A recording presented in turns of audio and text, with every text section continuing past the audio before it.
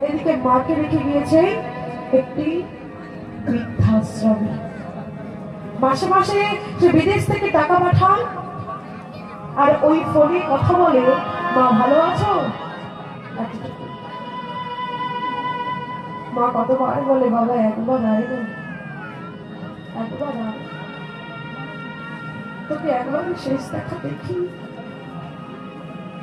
একবার আয় না বাবা।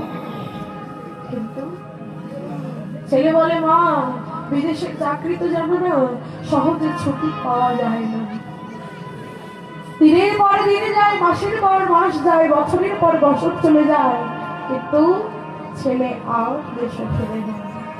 হরিবল, কিন্তু চিরদিন কাহাতে সমান নাকি যায়। আজ দেহ ভালো আছে, কিংবা সারাদিন ভালো থাকবে, সারা জনম ভালো থাকবে। সে বৃদ্ধা দেখতে দেখতে শরীর রুগ্ন হয়ে গেছে, একদম মৃত্যু তার করানো দরজায় এসে। কখনো জানি সময় এসে তার হৃদয়টাকে প্রাণটাকে নিয়ে চলে যায়। খবর পেল পাশের এক গ্রামে এক কলেজের মধ্যে সে প্রধান অতিথি হিসেবে তার ছেলে আসছে। মা কি করলো জানি, ছুটতে ছুটতে গিয়ে সে কলেজের প্রিন্সিপালের হাতে একখানা চিঠি দিয়ে বলছিল, বাবু 7 দিন পরে শুনলাম আমার ছেলে নাকি আপনাদের কলেজে আসবে অনুষ্ঠানে, তো কৃপা করে আমার এই ছেলের হাতে চিঠিটা দিয়ে দেবে।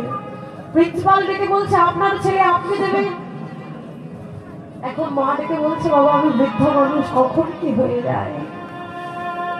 কি হয়ে যাবে, ওই 7 দিনের মধ্যে অসহায় মাটি ওই জগতের ময়ে পরিত্যাগ করে গোবিন্দ শ্রীপাদের চরণে চলে গেছে।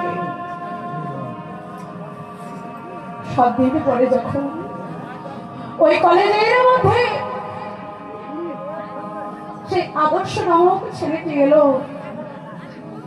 অনুষ্ঠান শেষে সে প্রিন্সিপালের কাছে ডেকে ডেকে বলছে, আচ্ছা বাবা, তোমার মা যে চলে গেছে তুমি জানো? বলছে, হ্যাঁ জানি। বলে, শুনেছ তুমি আসনি শেষকৃত্য করতে? ছেলে ডেকে বলছে, যে স্যার আমি আসলে ছুটি পাইনি।